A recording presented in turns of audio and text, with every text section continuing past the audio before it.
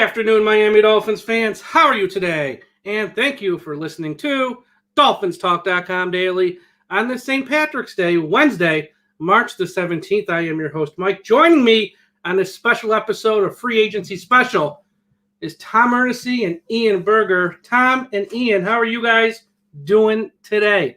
Doing good, Mike.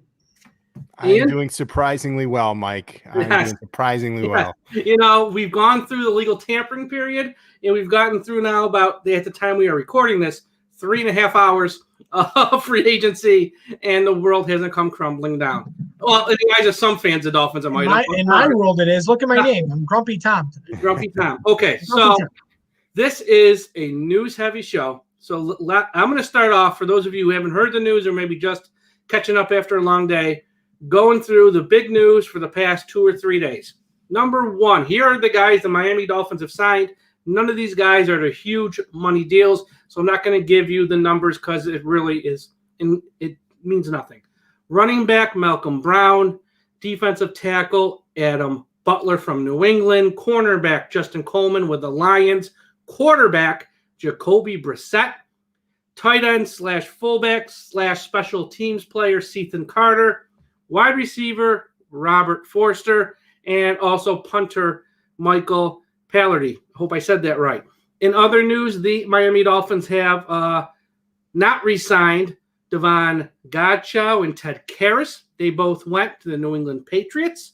And Matt Hawk has signed with the Buffalo Bills. Last bit of news real quick.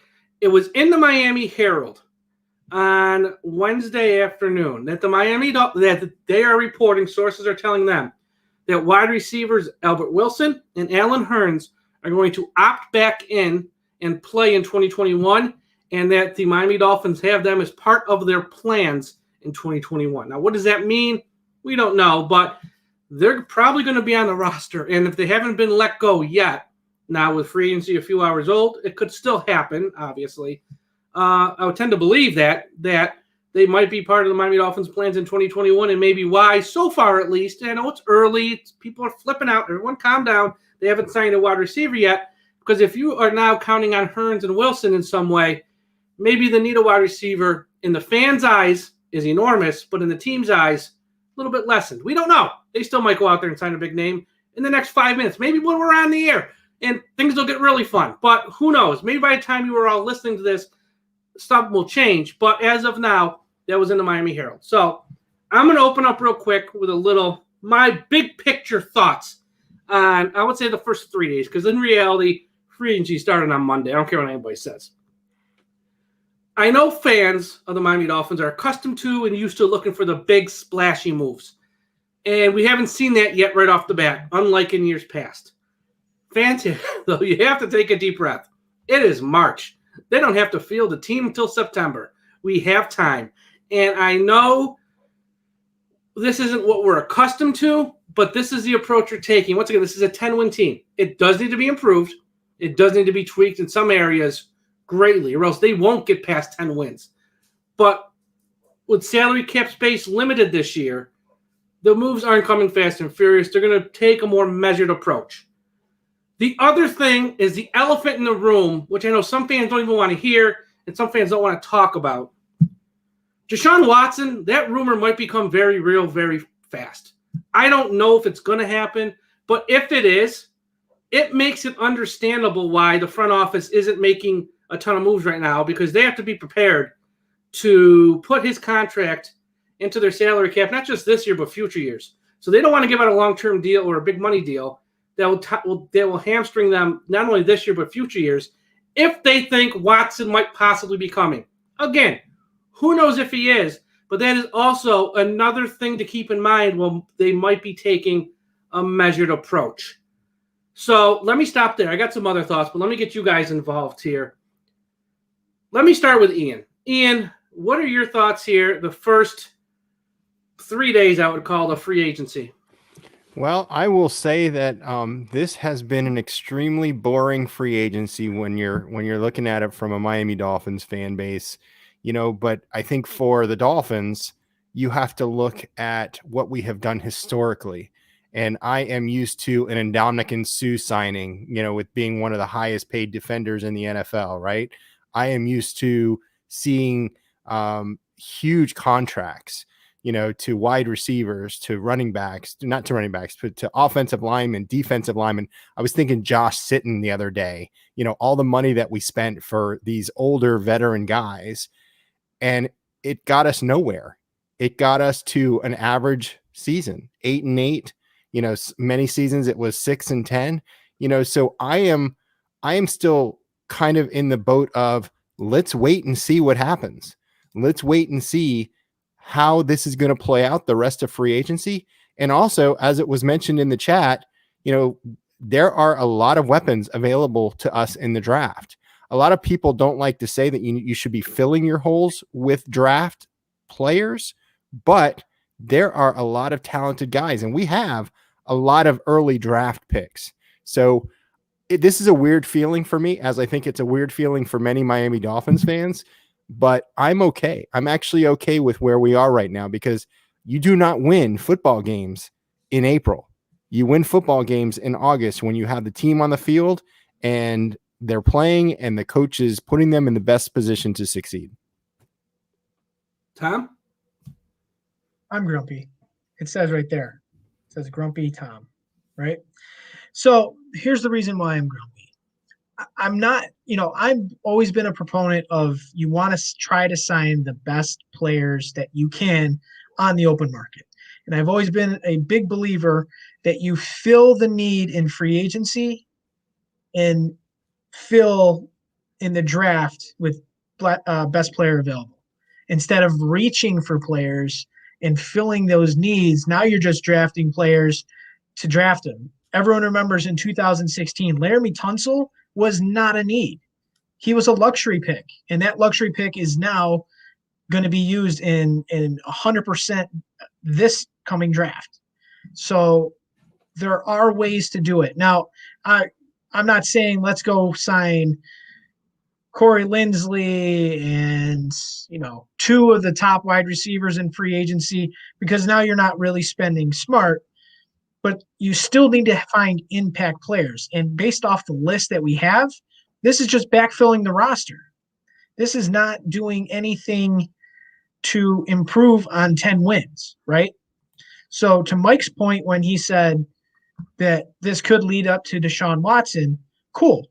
If it does lead up to Deshaun Watson, then it worked out. But if it doesn't, you alienated your quarterback and you didn't improve around him.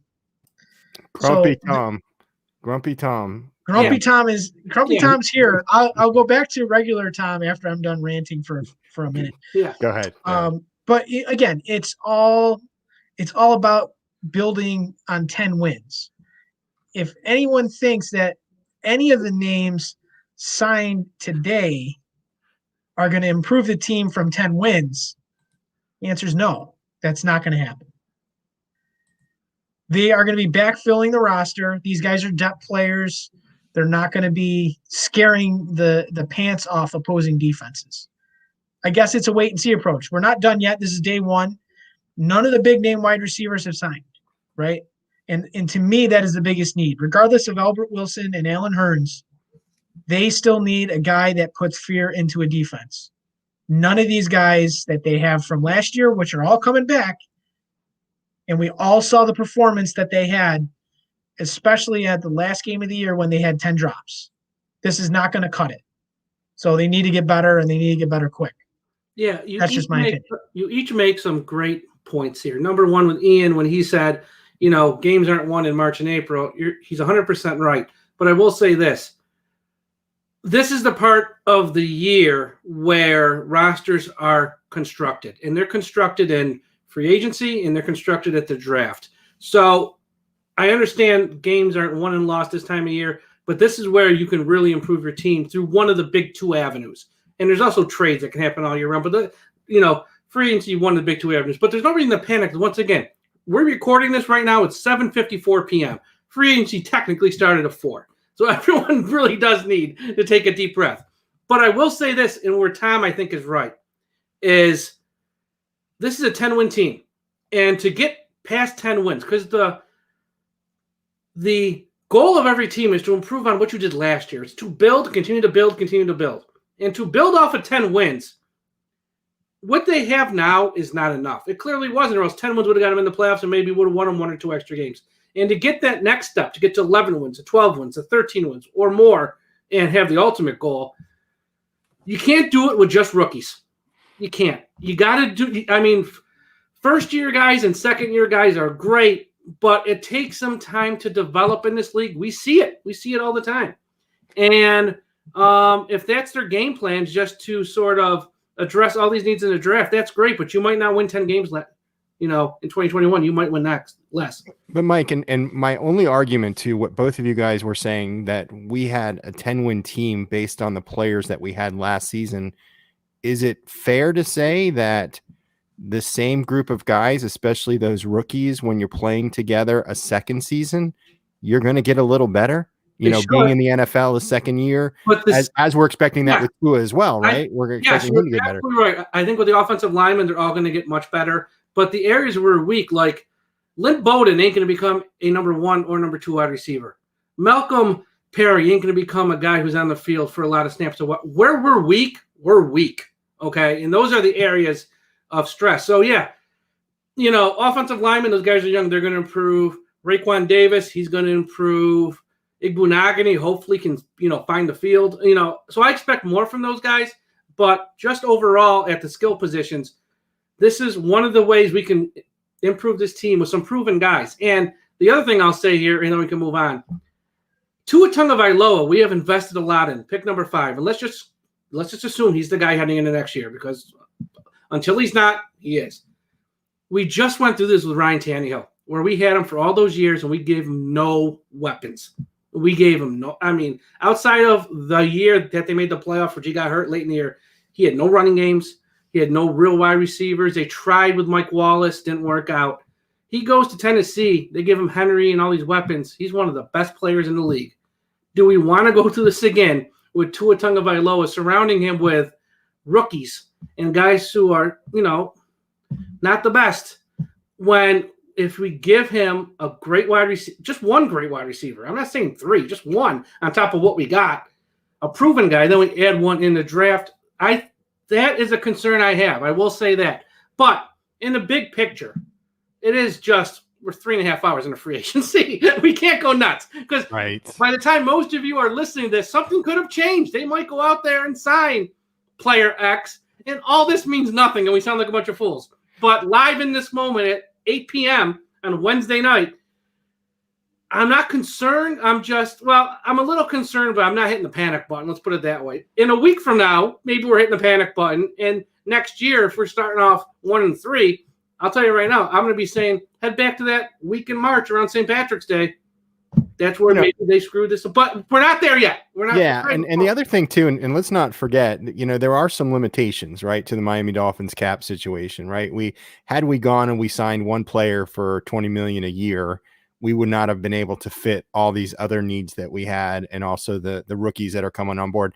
And here's the other thing, too. I think we're all assuming that we're still going to keep all of the picks of our draft if we retain Tua, which I think many of us here agree that that's going to be the way that we go. Most likely. And I think they said there's a $10 million need to be able to sign all of those players in the draft. So, you really don't have a lot of money to play with. Now, with that being said, too, I did see a story today that said they could restructure contracts, push money to next year, give some guarantees up front, and be able to free some stuff up if they needed to. So it sounds like they haven't wanted to do that. Now, what they could be waiting for and what everybody could be waiting for is to find out exactly what does happen with Deshawn Watson. Maybe they are holding things back until he makes the decision, or until the Houston Texans make the decision, right, on it's okay to trade him. And then maybe what we do at that point is you'll see us spending a little bit more, but hopefully, or by that time, you're probably not going to see some of those top or second tier players being available for signing. So it's going to be interesting. But like you said, we're 3 hours into this puppy. There's a long ways to go. And I'm, obviously we've got the draft in a couple months as well, or a couple weeks. And we do have some news. Another wide receiver, as we have just been talking here, Curtis Samuel signed with the Washington football team. So it's another wide receiver off the board. once again, how much was Miami really interested in him? We never know. We'll never know. I tried to sway him. I tweeted at him. I was hoping I was trying to get some people with out, trying to persuade him to South Florida, sunny South Florida. You would have had him over the house, have the wife make a nice meal for him, I'm sure. Talk some football. Whatever I got to do, man. It's beautiful down here. Yeah. I felt like I had that right. I actually tweeted yesterday afternoon that they were close to signing him, and they actually did. Yeah, so Samuel signs with Washington, and it looks like, well, although it's not official, it looks like Kenny Galladay and the Giants are close. He's going to take a visit there. It looks like they're close. So you don't want to say it's official, but that does look like where things are headed. I'm sure we'll find out in the next 24 to 48 hours. So there's that. We'll see. Now, next thing I want to talk about are some of the guys that Miami signed. And I guess where should we start? Let's start with the guys on offense. First guy I want to talk about is running back Malcolm Brown, who I think for what the Miami – I think as fans, we all hope that they would go – some of us at least – that they go heavy in free agency for Chris Carson, for Aaron Jones, who really never hit the market, or some other big-name guys like that. And it looks like they're going with the approach, kind of like what the Patriots did, is we're going to have 3 or 4 guys, and we're going to have a committee, which if you're going to have a committee, Myles Gaskin's fine, and so is Malcolm Brown. They do need to add someone in the draft, no doubt. But if they're going to go with that approach, the Malcolm Brown signing, I have absolutely no problem with because he is a productive running back in this league. Solid player, not spectacular. Not going to tell you he's spectacular. A solid player who I think is going to be productive in Miami. So I like that move. What were your guys' thoughts on Malcolm Brown? It was a good signing. You know, a lot of people are looking at it thinking, wow, he's just kind of like Jordan Howard. He's a big power back and he can get those short yardage. He's better than Howard. He's way better than Jordan Howard. Jordan Howard just looked completely out of shape last year. Malcolm Brown is a whole different running back. Is he the number 1 running back on this team? No. I just like I was last year, the Dolphins need to draft a running back. I think Malcolm Brown is a good piece to have with Myles Gaskin and Savon Ahmed if he's going to be active on game days. I think this knocked Patrick Laird off the team. They got him on the cheap, so it's a low risk, high reward type signing. And I think he would be a good veteran piece to help whoever might come in if they do decide to draft one of these backs come April. But, you know, overall, I think that was a good signing. They need depth at running back, and that is that was a good signing for him. Yeah, and I would agree with that too. He's 27 years old. You know, he really hasn't rushed for a lot of yards when he was with the Rams. His last year with the Rams was actually his best year statistically. He carried the ball 419 yards for 5 touchdowns. And his career average in the couple of years that he's been in the league has been 4 yards per carry. So, you know, that I think this is the prototypical type of player that Flores wanted last year when they brought in Howard. And Howard just did not give them that production. But remember, too, Howard was coming off of an injury. He wasn't, you know, they really didn't know what they were going to get with him. So I think with Brown, this is who they want. You know, it's 3rd down, 2 yards to go. You know, we need a Lusaka Polite to be able to run up the middle and get us that 1st down. And I think that's why they picked him up, to be honest with you. I would be very surprised if he was not your 3rd down back with short yardage situations. Yeah, absolutely. That's where he's great. And solid sign there. The other signing on offense, which I think I did shows with each one of you guys, where we went through a bunch of names of who we were like, and Jacoby Brissette, I said for both of you guys, my top option is a number 2 quarterback. So I was thrilled when Miami signed him for a relatively cheap deal. Jacoby Brissette can play. He has proven that in this league. He doesn't turn the ball over when he plays either. I think it was 31 touchdowns and 13 interceptions, somewhere around there off the top of my head. So solid guy who can play in a pinch. And, you know, you never want to see your number 2 quarterback on the field. But if there's a God forbid type moment, if he has to play for an extended period of time, you're not going to miss much of a beat with Jacoby Brissette. So, Ian, what are your thoughts on Jacoby? Well, first of all, I hope we never see him play. Exactly. You know, I think there's a reporter that I'm not going to say his name, and out of New England that actually is expecting him to play and start some games in Miami. And I don't think that is going to happen. But you said it right. It's a similar style play. I think what you want to be able to do is you want to be able to bring in a quarterback that is similar to your starting quarterback, so that the system that you have built will continue regardless of who is playing in that starting role. With that said, though, too, I am a little sad that Ryan Fitzpatrick is gone, just because I loved him as a human. I loved him as a leader. But I thought it was the right move to allow him to go to another team where he will potentially be able to start with the Washington football team. So that I just wanted to add that. I think it's a good move. Yeah. $7.5 million is not a lot of money to spend for a backup quarterback. So I think he's a good insurance policy. You know, especially when Tyrod Taylor just signed for $12.5 million in Houston. 7.5 is a bargain, and I like what he's going to bring to the table. Obviously, he's been in systems in New England, so he has familiarity with Brian Flores. He, like Mike said, he doesn't turn the ball over. He's very smart with the ball, but he's also not as aggressive with the ball. But he can play. He's got some games under his belt. He was relied on in Indianapolis the year that Andrew Luck retired. He filled in during the Tom Brady suspension timeframe. I think he filled in New England as well. So he's got some games under his belt, and he's a consummate pro. And I think he is going to come in and he's going to help with Tua. I think that he's going to push him, and hopefully he'll be ready if needed, and hopefully not for, let's throw him in the fourth quarter. We're down by 3 points. Let's throw in Jacoby Brissette for change. I think those days are over. I think those days have to be over. Those days are over. And Ian made a good point, because I totally forgot to mention Ryan Fitzpatrick, one of the most likable, easy to root for guys in the history of this organization. And this is a proud organization with a rich history. But Ryan Fitzpatrick, for only being here for 2 years, won over the hearts of pretty much all fans of the Dolphins. Wish him the best. Thank God he didn't sign with the Patriots. Yeah, wish him the best of luck in Washington. I will root for the Washington football team because he is a great, great guy. So, but it was time to move on and sort of cut that cord. Next signing, which I won't spend a lot of time on, in fact, I'll probably just gloss over it, was Cethan Carter, the tight end / fullback.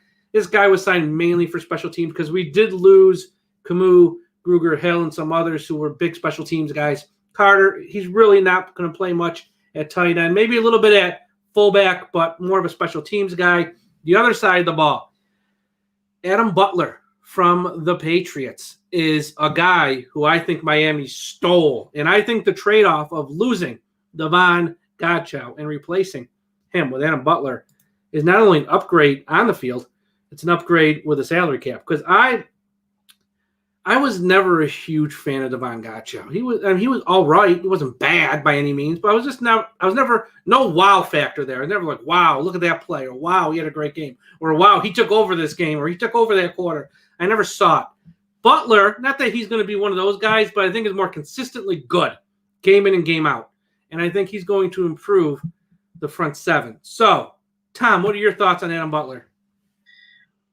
I think it was a good signing. It's all about depth, right? Those defensive tackle spots, they want to have versatility there. He has more sacks and less snaps than Davon Godchaux. So I think he's going to be able to fill in that role. Obviously, Christian Wilkins and Raekwon Davis, I believe, are going to be the starters up front as of right now. Zach Sealer right there, and then you have Adam Butler. So you have good depth at the defensive tackle, and maybe those guys slide out to an edge spot in those 3-4 pass rush situations, or however Brian Flores wants to deploy them. But it was a good signing, and it is an upgrade. I like Davon Godchaux, but he's a two down defensive tackle run stuffer, and he's better fit for a 4-3, not a 3-4. So this is 100% a upgrade, and the swap was worthwhile. And I think he's going to bring good veteran presence to the young guys too. Ian? I agree too. I mean, we're paying Adam Butler $9.5 million over 2 years. We're paying Davon, and the Patriots are paying Davon $16 million. So they're paying actually $6.5 million more than we are. And the production that you've gotten between the two players is so significantly different. And Butler, I don't know why, but from a production perspective, I look at Emmanuel Ogbah and how he produced prior to coming to the Miami Dolphins. And then last year he had the breakout year. What was it, 9 sacks or 10 sacks? I forget the total amount, but he had a breakout year last year because Coach Flores and his coaching staff put him in the right position to succeed, to be able to get those sacks. He could have done it without the other defensive linemen, without the other linebackers that are out there. So I think you bring in this young man, and yeah, he might be a rotational player, but he might be that guy that's coming in on the third down, is blitzing from the outside when the Dolphins have those cover 0 blitzes, and he might have an opportunity to get to the quarterback. So I love it. I think it might end up being a great steal, one of many that we've had so far this offseason. And I'm talking about the offensive tackle, I believe, that we also got with the 7th round swap in Tennessee. If he plays at all, Isaiah Wilson, if he plays at all, we've won. We've won that trade if he plays at all, if he gets on the field. So yeah, that's a good point. There's a lot of good things, even with these players that, like, I didn't know who this was until I started doing some research on him. I'm like, that was a really nice signing, and he, and I told you guys before we came on that I did about half an hour of homework before we actually signed on, because a lot of these names that are signing, I'm like, I don't know who these people are, because they're not that top 5 or 6 that we were all spending so much time on, Yeah, absolutely. But I'm very happy with that signing. Adam Butler, I think he might be our best signing as of this recording right now, because I think he's going to be on the field making the biggest impact out of all the names we've signed. And once again, it's still so early. Of all the names we've signed thus far, I think he's going to be on the field the most and making the most of an impact. Brown will be in the mix as well, but those two, I think, right now in this early stages are the best two. Last one I want to talk about really is Justin Coleman, the cornerback for the Lions, which I found intriguing. And maybe even a little surprised that they signed a cornerback, in that we still have Xavier Howard, we still have Byron Jones, we still have Nick Needham, and we still used a first-round pick on Noah Igbunagani. I mean, cornerback is one of those spots where you want as many valuable guys as possible, but it seems like we got a little bit of a logjam here, because this guy can play as well, Coleman. And who's going to be the odd man out? Is there another move coming that we don't know about? Or is this a case of we have a coach who just loves that side of the ball and loves his defense and loves his secondary players? Because Coleman is 27 years old, 29 lifetime starts, 4 interceptions. The past 2 years with he's played for the Lions in 2019 and 2020. In 2020, he started 5 of 11 games. In 2019, he had 1 interception, started 11 games. This is a guy who's got experience. You don't sign a guy like this to put him on the bench. I know it's not for a ton of money, but still, who's not going to play? So that's going to be interesting to see how this plays out in the coming months. And it will be months, not going to be, because we don't have a game till September once again. But this signing kind of caught me a little by surprise, because I didn't think cornerback was a big need unless they have another move in mind, maybe, or I don't know. Ian? I think Coach Flores just loves cornerbacks. Me too. I mean, you saw what he did, picking Igbunagani early in the draft last year. And I think he just feels that he is going to really create a competition for these guys. And whoever it is that's not as good, because I think, when we looked at last year, Mike and Tom, Nick Needham did not perform as well last year as he did the prior year.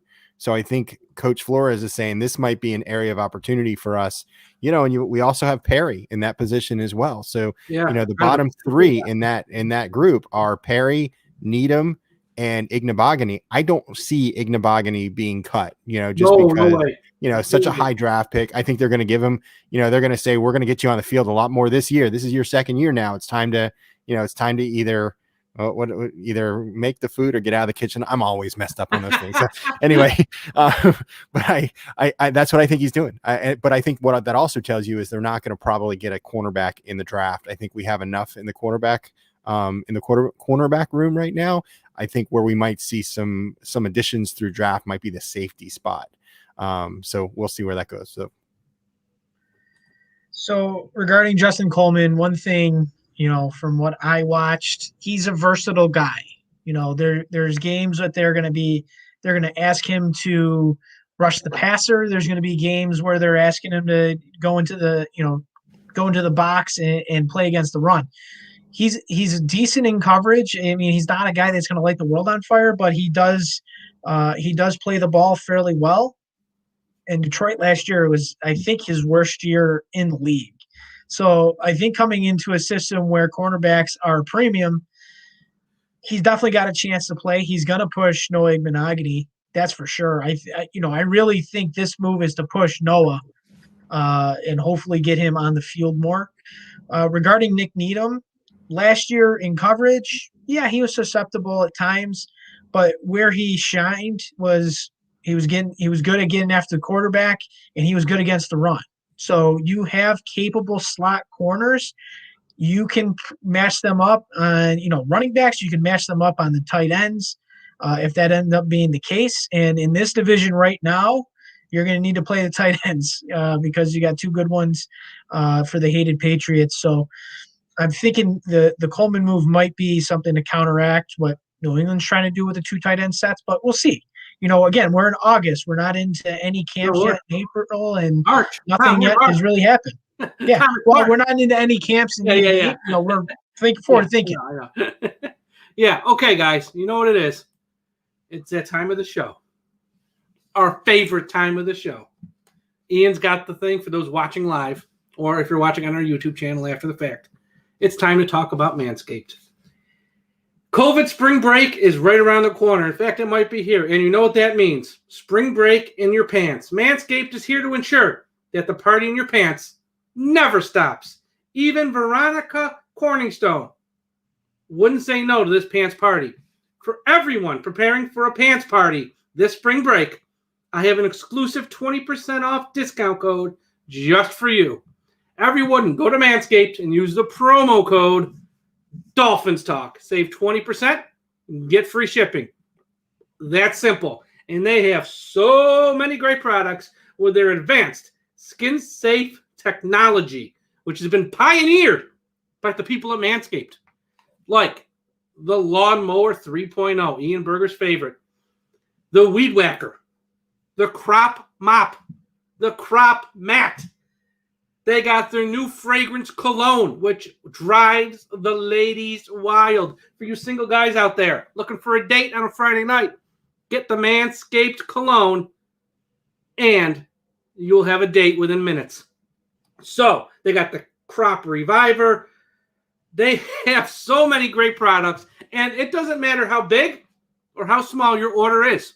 I got to be careful with the big and small when talking about Manscaped. It doesn't matter how big or how small your order is. Whether it's a $6 or $7 order, you're still getting 20% off, and they're still going to send it to you for free. Or you still get free shipping. It's like you're getting it for free. If you place a larger order, it's $20, $30, free shipping and 20% off, saves you a bunch more money. So everyone go to manscaped.com, use the promo code DolphinsTalk, save 20%, and get free shipping. Because it is spring break, and you want spring break in your pants, folks. And the fine people of Manscaped will help you out with that. So I promised I wouldn't say anything to Manscaped since my 13-year-old daughter had some classmates that were watching our last show and gave her a hard time about Manscaped. So, but I will tell you that I love the product. That's all I'm going to say. Okay. He's got to be on his best behavior now. So I'll be doing all the heavy lifting with the Manscaped reads, which is fine because they write me great copy. Okay. Next topic is what's left. There's still, I know fans of the Miami Dolphins, or there's a segment of the fan base, I should say. It's like, we haven't done enough. What are we going to do? Blah, blah, blah, blah, blah. There's still a lot of names out there that the Miami Dolphins are rumored to be involved in the mix on. So let's go over a couple of those names. First off, let's talk about center. And the big name, the big rumor, is David Andrews from the Patriots. It sounds like Miami really wants him. The Patriots did sign Ted Karras. Now, I did see an NFL Network report probably 4 or 5 o'clock on this Wednesday saying that the Patriots are still interested in Andrews, and if he gets an offer from somewhere else, they want him to take that offer back to New England because they might match it, and they'll be happy with both of those guys because somebody can play guard, somebody can play center. So the Patriots are probably out on Andrews, like 90%. They're not going to re-sign him. But there's an outside chance he could still go back there, all depending on what offers he gets elsewhere. But Miami's interested in Andrews. I'm going to go over a few names, and I'll throw it to you guys. You guys can talk about whoever you want. At wide receiver, with Samuels now out of the mix. Kenny Galladay, sounds like New York. Wouldn't get your hopes up. That leaves the big names, I would guess, are Juju Smith-Schuster and Will Fuller, with T.Y. Hilton I would throw in there as well. There are some others. And then edge rusher is the other big need. And the big two names there, I would say, are Jadeveon Clowney, who Miami, we all been down this road. It's a long, winding road. We've been down this before with Clowney. And I think Melvin Ingram is also another name who's out there who's free agent. So let's go Tom first. Any of those names, which one really stands out? If you could sign just one of those names I mentioned, who would it be? Or is there somebody else I didn't mention? Because there's so many guys still. When it comes down to it, I would take Will Fuller over Juju. I think Will Fuller just brings an extra dynamic to an offense. He's a big body receiver who can run fast. He's got really good hands.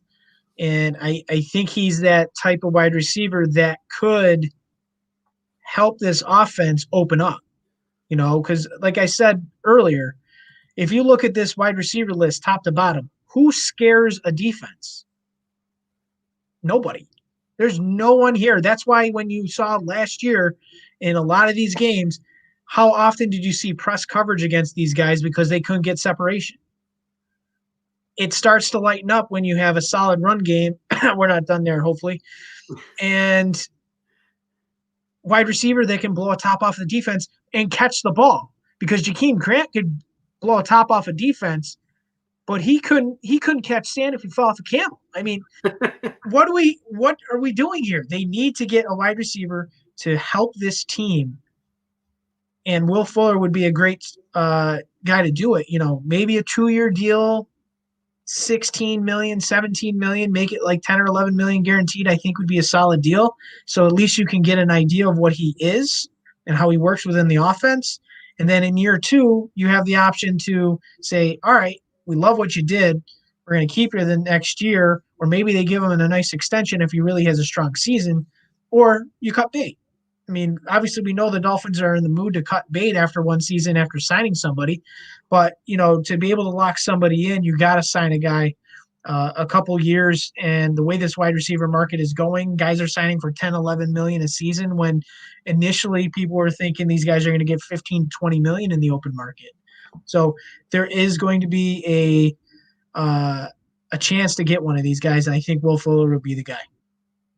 Ian? I actually have to agree with Tom. I don't think Juju is the right fit for us. I actually also, in Pittsburgh, they have done a really good job of identifying wide receivers and Big Ben being able to throw to those wide receivers and making them look really good, right? And then sometimes when they go to another team, Mike Wallace, they're not as good, right? But for whatever reason, Juju just got overlooked every single time. When Antonio Brown left, you thought Juju was going to be the number one player, but then they brought in these rookies who outperformed Juju. So I think that tells you something. And, on top of that, some people look at his on the field before game stuff that, some of the maturity level is not to the level that Coach Flores would like to bring in, even though I don't know if that's as much it as it is the production on the field. But I think Fuller's the right decision. I think with the price tag that comes along with Jakeem and also what he's able to do on special teams, I think that's why he's stuck around as long as he has right now. I think also Coach Flores kind of wants to go that route of, I believe in you. I want to see you succeed. And that's why we're holding on to you. Maybe he's had that conversation. I think I've mentioned it 100 times, Mike. Jakeem is my wife's favorite player out of the Miami Dolphins. The guy is so positive, smiles ear to ear, but that's not going to help him catch footballs, right? And I think we've always said we needed a Tyreek Hill. We need that guy that's going to blow the top, like you said, Tom, off the defense and get behind the defense. And we saw that one play, this past year, and it was on his fingertips, and he just couldn't bring it in. And had he made that catch, I think there would have been a total different narrative on Tua. because he was able to make that long pass, in stride. But, we'll see. I think I think he's going to stick around. I think it's going to be a surprise. And we may not pick up any more wide receivers until the draft, actually. So it's going to be interesting to see where that goes. Yeah. I went to this offseason and I said I wanted two things: a veteran running back and a veteran wide receiver. Well, we got the veteran running back. And I even said, I really don't even care which one. I have the guys I prefer, but nobody cares what I think. As long as we get one, just get one. And we got one. Okay. We got Brown, who I think is a capable NFL running back to go with what we got, and hopefully someone from the draft. I want a veteran wide receiver. I want a proven guy because it's all about Tua. It's all about helping Tua and putting him in the best position to win. So I think we can find an edge rusher or someone on the edge in the draft. Because one, I don't think we're staying at 3. I think we're trading down. So we got 4 picks in the top 50. I think we're going to have, when it's all said and done, like 4 or 5. I think we're going to have that many. So we're going to be able to get an edge rusher. We're going to be able to get other spots early on in the draft. So I'm okay with that. And if we get a veteran wide receiver here, I think we'll be okay. Whoever it is. If it's Hilton, fine. If it's Will Fuller, fine. If it's Juju Smith-Schuster, I'm fine with that. If it's someone else, as long as they can play, we're good. I mean, if they sign Rashad Higgins or something, it's not gonna. You're gonna have some more grumpy Miami Dolphins fans. You will have some grumpy ones in the world of the Miami Dolphins.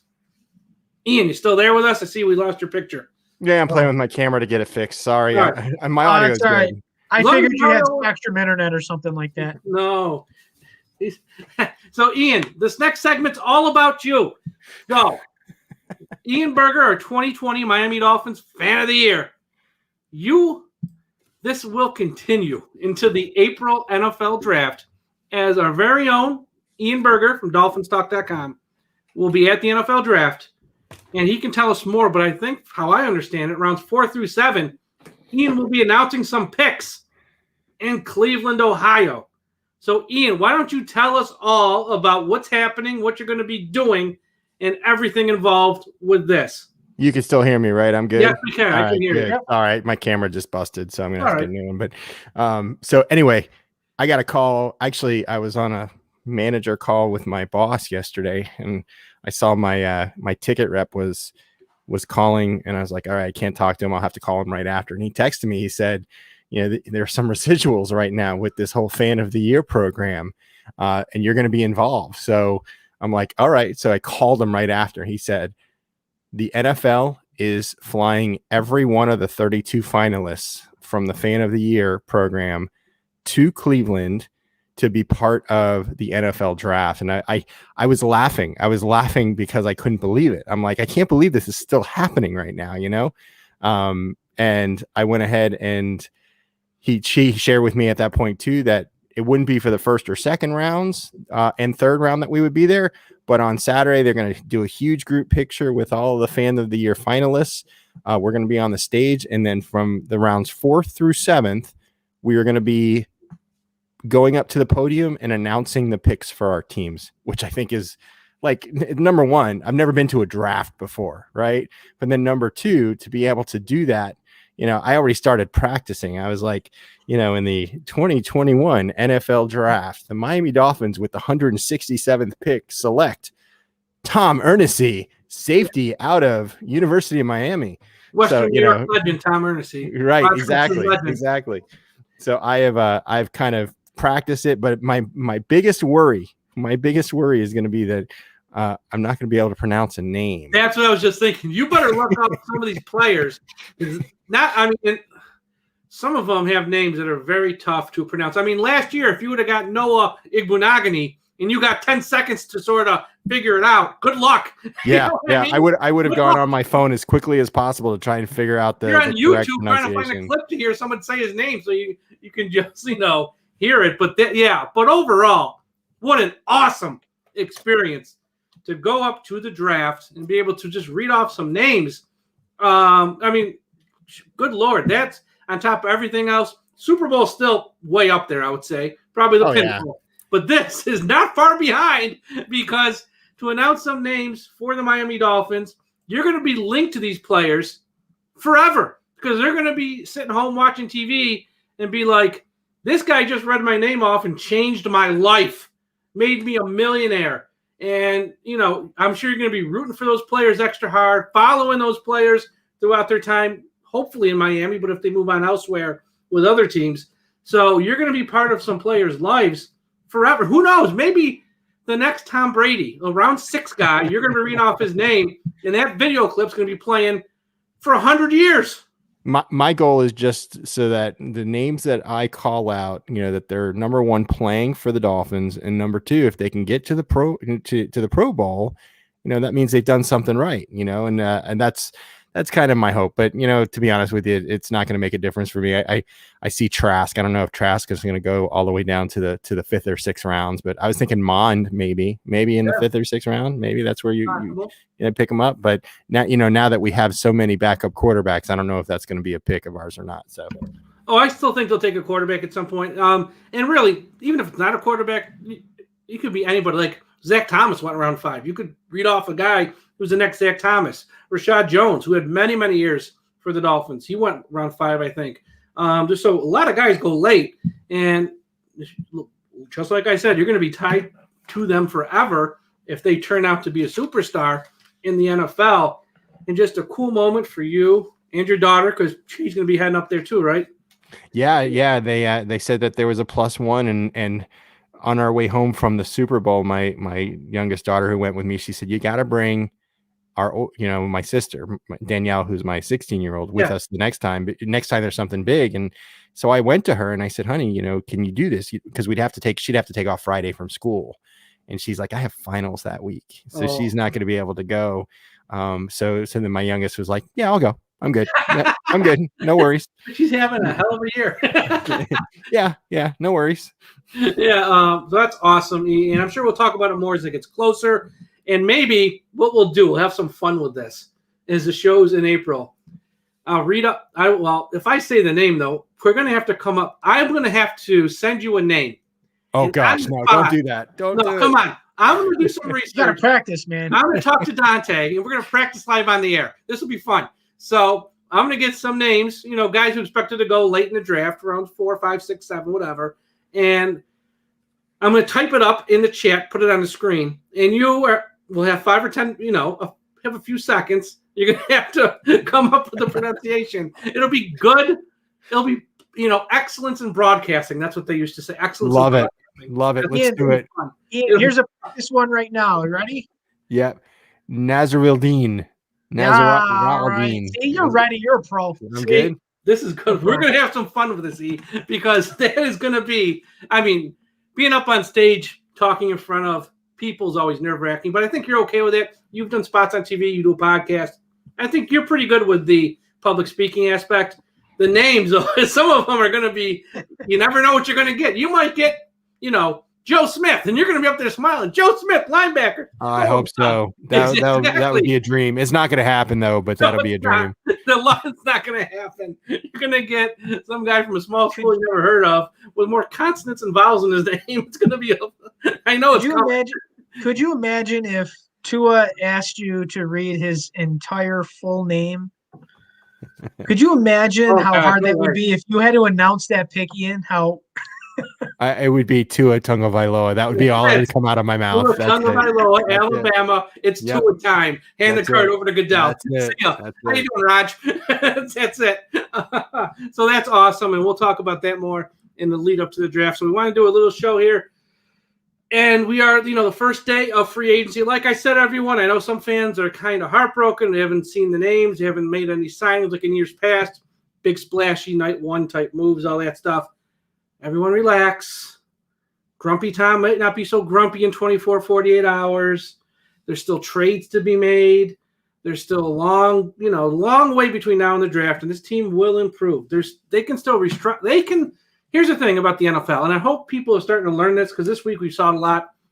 Salary cap space, it's a figment of your imagination, because there are teams who are in salary cap hell who went out there and made a bunch of moves, because you can create salary cap space easily. And the Miami Dolphins are sitting right now, and they know this, and it's been reported for weeks. And Tom, we've spoken about it on the podcast when it's just been you and me. There are about 5 or 6 moves that could open up $30 or $40 million in 5 minutes. So if they really wanted somebody, they can make they are means to do it. They haven't done it yet. That don't mean they won't. Once again, it's Wednesday, March 17th. They can at any point. And plus, also, this market's going to settle down. The first Monday, Tuesday, opening parts of Wednesday, people want to lock in the guys they want to lock in. There's still going to be good players out there. If they did sign Will Fuller, and then they also signed a Rashad Higgins after that, now that's a different story. If you're only signing Higgins, you're a little bit left down. If you're signing both, well, because the market came down and maybe you can afford two of those guys to go with what you got on top of what you get in the draft, that does change things. So let the market settle down some.